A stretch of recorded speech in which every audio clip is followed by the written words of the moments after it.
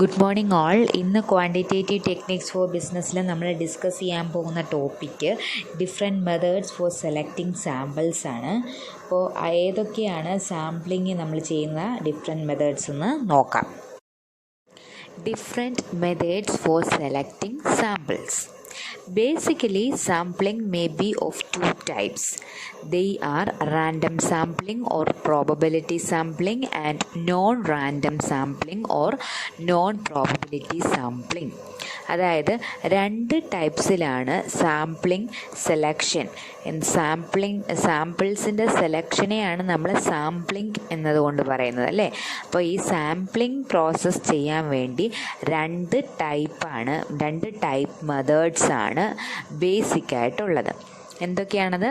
Random sampling അല്ലെങ്കിൽ random സാമ്പിളിങ്ങിൻ്റെ മറ്റൊരു പേരാണ് probability sampling and non random sampling അല്ലെങ്കിൽ നോൺ പ്രോബബിലിറ്റി സാമ്പിളിംഗ്. ഇങ്ങനെ രണ്ട് ടൈപ്പാണ് ബേസിക്കലി സാമ്പിളിംഗ് അഥവാ സാമ്പിൾ സെലക്ഷന് വേണ്ടിയിട്ടുള്ള രണ്ട് ഡിഫറെൻറ്റ് മെത്തേഡ്സ്. ഇനി അതിനകത്ത് ഫസ്റ്റ് മെത്തേഡായിട്ടുള്ള റാൻഡം സാമ്പിളിംഗ് അഥവാ പ്രോബബിലിറ്റി സാമ്പിളിംഗ് എന്താണെന്ന് നമുക്ക് നോക്കാം. This type of sampling is known as probability sampling because such sampling design is based on probability for the selection of each item. Each item in the population has an equal chance of being selected or excluded.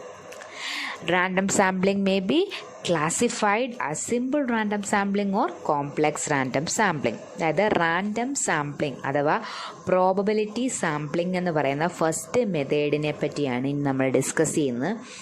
Random sampling, probability sampling. Probability means എന്താണ്? Chance. Okay, chance എന്നാണ് probability എന്ന് പറയുന്ന വേർഡിൻ്റെ meaning. ഇനി എന്താണ് അതിൻ്റെ അർത്ഥമാക്കുന്നത്? Random sampling അല്ലെങ്കിൽ probability sampling എന്ന് പറഞ്ഞാൽ എന്താണ്? Such sampling design is based on probability for the selection of each item. അതായത് നമ്മുടെ പോപ്പുലേഷനകത്തു നിന്നാണ് നമ്മൾ സാമ്പിൾസിനെ സെലക്ട് ചെയ്യുന്നത് അല്ലേ. അങ്ങനെ സെലക്ട് ചെയ്യുന്ന സാമ്പിൾസിലെ എല്ലാ സാമ്പിൾസിനും ഈക്വൽ ചാൻസാണ്. അതായത് എല്ലാ സാമ്പിൾസിനല്ല, പോപ്പുലേഷനിലെ എല്ലാ യൂണിറ്റ്സിനും സാമ്പിളാകാനുള്ള ചാൻസ് ഈക്വലാണ്. അതിനെയാണ് പ്രോബബിലിറ്റി സാമ്പിളിംഗ് അല്ലെങ്കിൽ റാൻഡം സാമ്പിളിംഗ് എന്ന് പറയുന്നത്. അതായത് പോപ്പുലേഷനുള്ളിലെ ഏതൊരു യൂണിറ്റിനെ വേണമെങ്കിലും നമുക്ക് എന്തായിട്ട് എടുക്കാം? സാമ്പിളായിട്ട് സെലക്ട് ചെയ്യാം. ചുമ്മാ എന്തെങ്കിലുമൊക്കെ സാമ്പിളായിട്ട് നമ്മൾ സെലക്ട് ചെയ്യുന്ന ഒന്നിൻ്റെയും ബേസിക് ആയിട്ടുള്ള കാര്യങ്ങളൊന്നും നമ്മൾ ചിന്തിക്കുന്നില്ല. ബേസിക് ആയിട്ടുള്ള ക്യാരക്ടറിസ്റ്റിക്സോ ഫീച്ചേഴ്സോ ഒന്നും നോക്കാതെ ഒരു നമ്പർ ഫിക്സ് ചെയ്തിട്ട് അത്രയും നമ്പർ നമ്മൾ അവിടുന്ന് ഇവിടുന്ന് ഒക്കെ ആയിട്ട് നമുക്ക് ഇഷ്ടമുള്ള സ്ഥലത്തു നിന്ന് സെലക്ട് ചെയ്യുന്നതിനെയാണ് റാൻഡം സാമ്പിളിംഗ് അല്ലെങ്കിൽ പ്രോബബിലിറ്റി സാമ്പിളിംഗ് എന്ന് പറയുന്നത്. അപ്പോൾ അതിൻ്റെ ബേസിക് ആയിട്ടുള്ളൊരു ഫീച്ചർ എന്താണ്? Each item in the population has an equal chance of being selected or excluded. Select ചെയ്യാനുമുള്ള ചാൻസ് ഉണ്ട്, അതുപോലെ തന്നെ സെലക്ട് ചെയ്യപ്പെടാതിരിക്കാനും ഒഴിവാക്കാനുള്ള ചാൻസും ഉണ്ട് അല്ലേ. അപ്പം ഓരോ യൂണിറ്റിനും എല്ലാ യൂണിറ്റ്സിനും സാമ്പിളായിട്ട് സെലക്ട് ചെയ്യാനുള്ള ചാൻസും ഉണ്ട്, സാമ്പിൾ ആകാതിരിക്കാനുള്ള ചാൻസും ഉണ്ട്. അപ്പോൾ എന്തിനെ വേണമെങ്കിലും നമ്മൾ എന്ത് ചെയ്തു? സാമ്പിളായിട്ട് സെലക്ട് ചെയ്യുന്നു. റാൻഡമായിട്ട് സെലക്ട് ചെയ്തു എന്നൊക്കെ കേട്ടില്ലേ. എന്ന് വെച്ചാൽ ചുമ്മാ കണ്ണു അടച്ച് ഇഷ്ടമുള്ളത് തന്നെ സെലക്ട് ചെയ്തു. ഒന്നിൻ്റെ ഫീച്ചേഴ്സിൻ്റെയോ ഒന്നിൻ്റെയും ബേസിലല്ല നമ്മൾ എന്ത് ചെയ്യുന്നത്? സാമ്പിൾസിനെ സെലക്ട് ചെയ്യുന്നത് അല്ലേ. അതിനെയാണ് റാൻഡം സാമ്പിളിംഗ് എന്ന് പറയുന്നത്, ഓർ പ്രോബബിലിറ്റി സാമ്പിളിംഗ് എന്ന് പറയുന്നത്. ഇങ്ങനെയുള്ള റാൻഡം സാമ്പിളിങ്ങിനെ രണ്ടായിട്ട് ക്ലാസിഫൈ ചെയ്തിട്ടുണ്ട്. ഏതൊക്കെയാണത്? Simple random sampling and complex random sampling. അത് രണ്ടും നമുക്കൊന്ന് നോക്കാം. Simple random sampling. In this case, samples are selected from the population in such a manner that every item of the population has an equal chance of being selected, and the selection of any item does not influence the selection of any other. Simple random sampling or selection may be conducted either through lottery method or through random number method. അതായത് simple random sample എന്ന് പറഞ്ഞു കഴിഞ്ഞാൽ നമുക്ക് എന്താണ് random sample എന്ന് പറഞ്ഞാൽ നമ്മുടെ പോപ്പുലേഷനിലെ ഏതൊരു യൂണിറ്റിനെയും സാമ്പിളായിട്ട് സെലക്ട് ചെയ്യാനുള്ള ഈക്വൽ ചാൻസ് എല്ലാ യൂണിറ്റ്സിനും ഉണ്ട്. അപ്പോൾ നമ്മുടെ സിമ്പിൾ റാൻഡം സാമ്പിളിങ്ങിൽ എന്താ പറഞ്ഞിരിക്കുന്നത്, നമ്മുടെ ബേസിക്കലി റാൻഡം സാമ്പിൾ എന്താണെന്ന് പറഞ്ഞു, എല്ലാ യൂണിറ്റ്സിനെയും എന്ത് ചെയ്യാൻ സാധിക്കും, നമുക്ക് സാമ്പിൾസ് ആയിട്ട് സെലക്ട് ചെയ്യാം. അതേപോലെ തന്നെ സിമ്പിൾ റാൻഡം സാമ്പിളിംഗ് എന്ന് പറയുന്നത് ഒന്നാമത്തെ സാമ്പിളിൻ്റെ സെലക്ഷൻ രണ്ടാമത്തെ സാമ്പിളിൻ്റെ സെലക്ഷനെ ഇൻഫ്ലുവൻസ് ചെയ്യരുത്. അതായത് നമ്മളിപ്പോൾ പറയുകയാണ്, ഇപ്പം ഞാൻ എൻ്റെ ക്ലാസ്സിൽ നിന്ന് 10 പേരെ സാമ്പിൾസായിട്ട് സെലക്ട് ചെയ്യുമ്പോൾ ആദ്യത്തെ സാമ്പിളിനെ സെലക്ട് ചെയ്തു അനന്തുവിനെയാണ് ഞാൻ സാമ്പിളായിട്ട് സെലക്ട് ചെയ്തത്. അപ്പോൾ ഞാൻ ചിന്തിക്കുകയാണ്, അനന്തുവിൻ്റെ ബെസ്റ്റ് ഫ്രണ്ടാണ് മറ്റൊരു രാഹുൽ. അപ്പം അനന്തുവിനെ സെലക്ട് ചെയ്തപ്പോൾ ഞാൻ വിചാരിച്ചു അവർ രണ്ടിനും ബെസ്റ്റ് ഫ്രണ്ട്സ് അല്ലേ, എന്നാൽ പിന്നെ ഞാൻ രാഹുലിനെ അടുത്ത സാമ്പിളായിട്ട് സെലക്ട് ചെയ്തേക്കാം. അപ്പോൾ ഒന്നാമത്തെ സാമ്പിളിൻ്റെ സെലക്ഷൻ രണ്ടാമത്തെ സാമ്പിളിൻ്റെ സെലക്ഷനെ ഇൻഫ്ലുവൻസ് ചെയ്താൽ അത് സിമ്പിൾ റാൻഡം സാമ്പിളിംഗ് അല്ല. ഒന്നാമത്തെ സാമ്പിളിൻ്റെ ഒരു ബേസിലും അല്ല രണ്ടാമത്തെ സാമ്പിൾ, ഒന്നും രണ്ടും എല്ലാ സാമ്പിളുകളും നമ്മൾ നമ്മുടെ ഇഷ്ടത്തിനനുസരിച്ചാണ് സെലക്ട് ചെയ്യുന്നതെങ്കിൽ അതിനെയാണ് സിമ്പിൾ റാൻഡം സാമ്പിളിംഗ് എന്ന് പറയുന്നത്.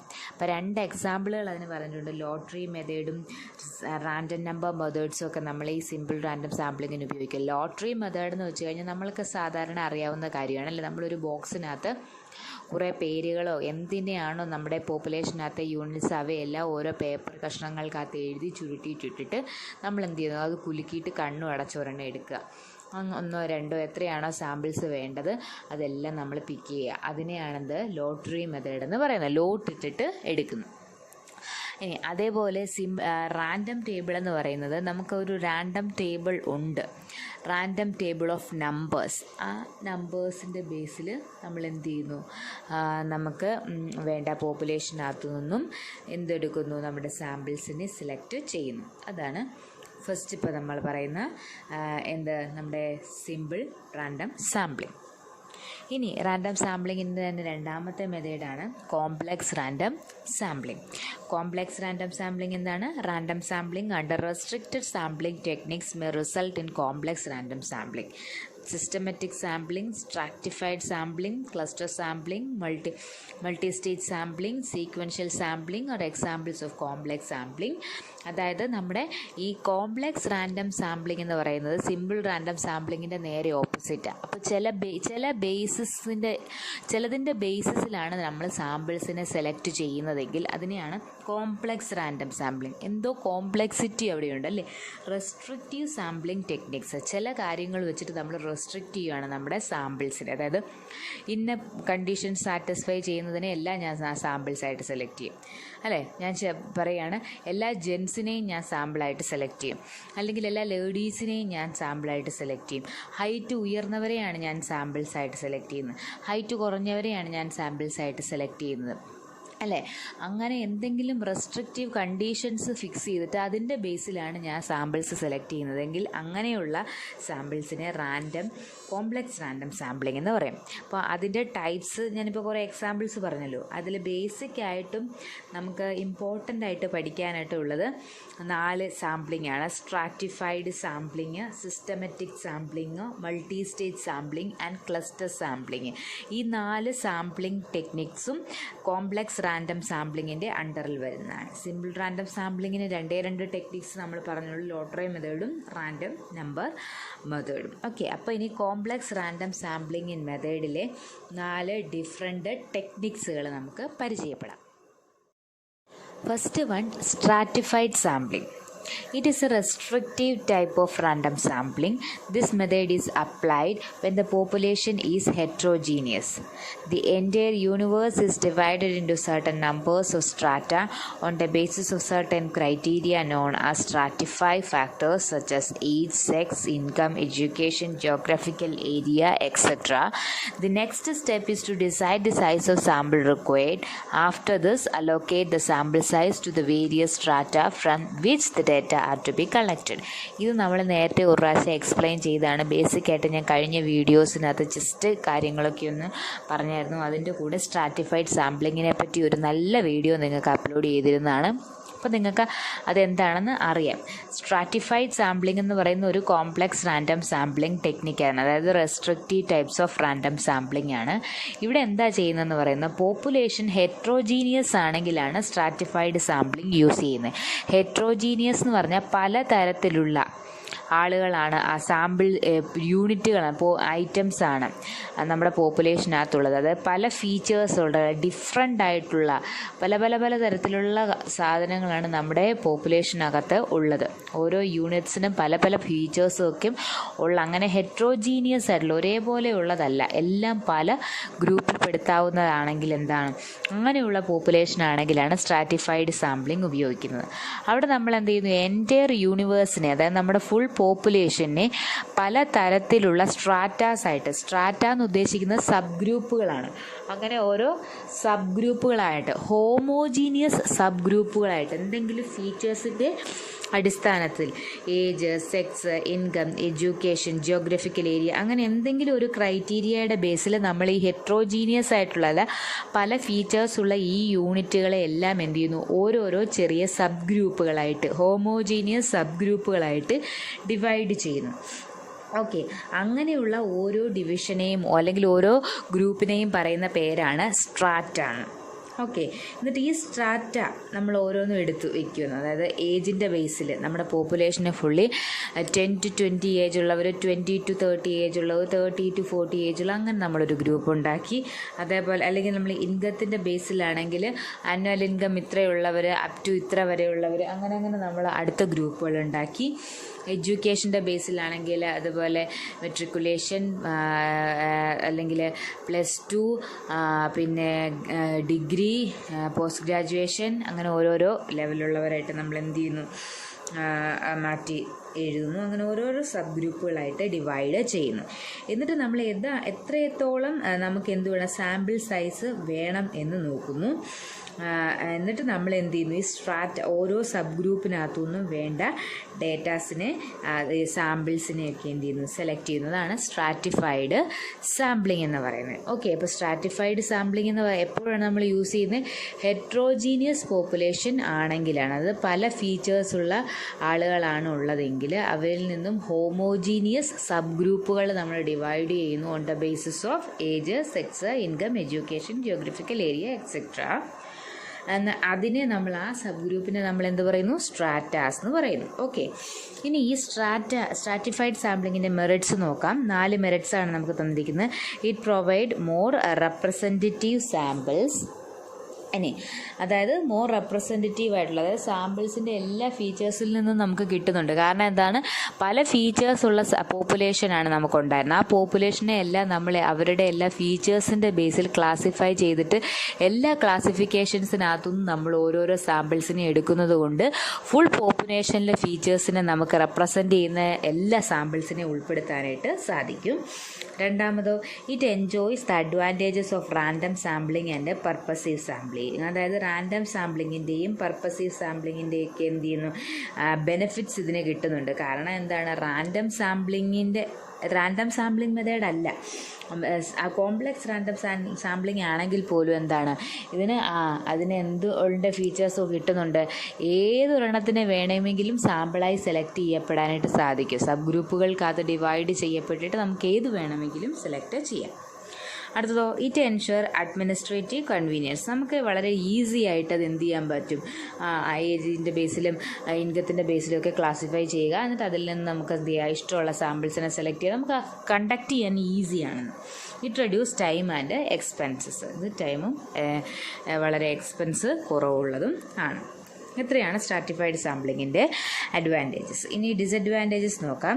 Stratification of a heterogeneous population into different homogeneous strata is a difficult process. വളരെ ഈസിയാണ്, അഡ്മിനിസ്ട്രേറ്റീവ് കൺവീനിയൻസ് ഉണ്ടെന്ന് പറഞ്ഞു കഴിഞ്ഞാലും അഡ്മിനിസ്ട്രേറ്റീവ് കൺവീനിയൻസ് ഉണ്ടാകുന്നത് എപ്പോഴാണ്, സ്ട്രാറ്റയായി ഡിവൈഡ് ചെയ്യപ്പെട്ടതിനു ശേഷം, സബ് ഗ്രൂപ്പുകളാക്കിയതിനു ശേഷം നമുക്ക് ഈസി ആയിട്ട് സാമ്പിൾസിനെ സെലക്ട് ചെയ്യാൻ പറ്റും. പക്ഷേ ഒരു ഡിസഡ്വാൻറ്റേജ് എന്ന് പറയുന്നത്, സ്ട്രാറ്റയായിട്ട് ഡിഫറെൻ്റ് ആയിട്ട് ഗ്രൂപ്പുകൾ തിരിക്കുക എന്ന് പറയുന്നത് വളരെ പാടുള്ള കാര്യമാണ്. കാരണം എത്രത്തോളം ഫീച്ചേഴ്സ് ഉണ്ടായിരിക്കും അല്ലേ, പല പല ഫീച്ചേഴ്സുള്ള ഹെട്രോജീനിയസ് പോപ്പുലേഷനാണ്. അപ്പോൾ ആ ഫീച്ചർ എല്ലാം നമ്മൾ അറിയണം. ആ ഫീച്ചേഴ്സിനെ എല്ലാ സബ് ഗ്രൂപ്പുകൾ ഉണ്ടാക്കുക എന്ന് പറയുന്നത് വളരെ ഡിഫിക്കൽട്ടായിട്ടുള്ള ടാസ്ക്കാണ്. രണ്ടാമത് പറയുന്നു, difficulty in deciding the size of strata is another problem. എത്രത്തോളം നമ്പർ ഓഫ് സ്ട്രാറ്റ സബ് ഗ്രൂപ്പുകൾ ഉണ്ടാക്കണം എന്നുള്ളത് നമുക്ക് നിശ്ചയിക്കാൻ സാധിക്കാതെ വരുന്നു. അത് രണ്ടാമത്തെ ഡിസഡ്വാൻറ്റേജസ് ആണ്. മൂന്നാമത്തെ disadvantage, since stratified samples are likely to be more widely distributed geographically it may provide to be expensive. അതായത് നമ്മുടെ സ്ട്രാറ്റിഫൈഡ് സാമ്പിളിങ് നമ്മൾ ചെയ്യണമെങ്കിൽ നമ്മുടെ പോപ്പുലേഷൻ ഹെട്രോജീനിയസ് ആയിരിക്കും അല്ലേ. അപ്പോൾ ജിയോഗ്രഫിക്കലി വൈഡായിട്ടുള്ള ഏരിയാസിൽ ഇങ്ങനെ സ്പ്രെഡായി കിടക്കുന്ന പോപ്പുലേഷൻ ആണെങ്കിൽ അവിടെ നമ്മൾ ചെയ്യുമ്പോൾ ഇത് എക്സ്പെൻസീവ് ആയിരിക്കും. അല്ലാത്ത രീതിയിലെല്ലാം സ്ട്രാറ്റിഫൈഡ് സാമ്പിളിങ് ചീപ്പായിരിക്കും. ഇനി last disadvantage, there is likelihood of the different strata overlapping with each other. അതായത് നമ്മൾ പല കാര്യങ്ങളുടെയും ബേസിലാണ് ഡിവൈഡ് ചെയ്യുന്നത് അല്ലേ. അപ്പോൾ ഓവർലാപ്പിംഗ് ഉണ്ടാകാം. അതായത് നമ്മൾ ഏജിൻ്റെ ബേസിൽ ക്ലാസിഫൈ ചെയ്തെടുക്കുന്നു, അതുപോലെ തന്നെ നമ്മൾ ഇൻകത്തിൻ്റെ ബേസിൽ ക്ലാസിഫൈ ചെയ്യുന്നു.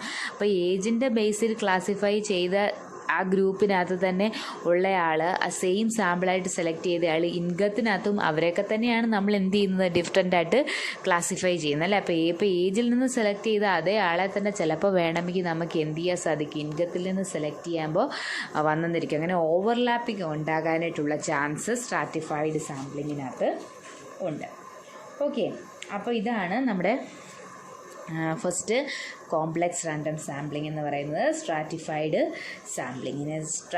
സാമ്പിളിംഗ് എന്ന് പറഞ്ഞാൽ എന്താണ്, നമ്മുടെ ഹെട്രോജീനിയസ് ആയിട്ടുള്ള പോപ്പുലേഷനിൽ നിന്നും ഹോമോജീനിയസ് ആയിട്ടുള്ള സബ് ഗ്രൂപ്പുകളെ ഡിവൈഡ് ചെയ്തിട്ട് ആ ഓരോ സബ് ഗ്രൂപ്പിനകത്തു നിന്നും, അതിൻ്റെ പേരാണ് സ്ട്രാറ്റ, ഓരോ സ്ട്രാറ്റയിൽ നിന്നും നമ്മൾ എന്ത് ചെയ്യുന്നു, സാമ്പിൾസിനെ സെലക്ട് ചെയ്യുന്നതിനെയാണത് സ്ട്രാറ്റിഫൈഡ് സാമ്പിളിംഗ് എന്ന് പറയുന്നത്. ഓക്കെ, ഇനി നമുക്ക് പറയാനുള്ളത് സിസ്റ്റമാറ്റിക് സാമ്പിളിംഗ് ഉണ്ട്, മൾട്ടി സ്റ്റേജ് സാമ്പിളിംഗ് ഉണ്ട്, ക്ലസ്റ്റർ സാമ്പിളിംഗ് ഉണ്ട്. ഓക്കെ, അപ്പോൾ ഇന്ന് നമ്മൾ ഡിസ്കസ് ചെയ്ത ടോപ്പിക്ക് ഡിഫറെൻറ്റ് മെത്തേഡ്സ് മനസ്സിലായി കാണുമെന്ന് കരുതുന്നു. ഡിഫറെൻറ്റ് മെത്തേഡ്സിൽ നമ്മൾ സിമ്പിൾ റാൻഡവും പറഞ്ഞു, കോംപ്ലക്സ് റാൻഡവും ആണ് പറഞ്ഞത്. കോംപ്ലക്സ് റാൻഡത്തിന് 4 ടൈപ്സ് ഉണ്ട്, അതിൽ 1 ഡിസ്കസ് ചെയ്തു, ബാക്കി നമ്മൾ പിന്നീട് ഡിസ്കസ് ചെയ്യും. അപ്പോൾ ഇന്നത്തെ മനസ്സിലായെന്ന് കരുതുന്നു. Thank you.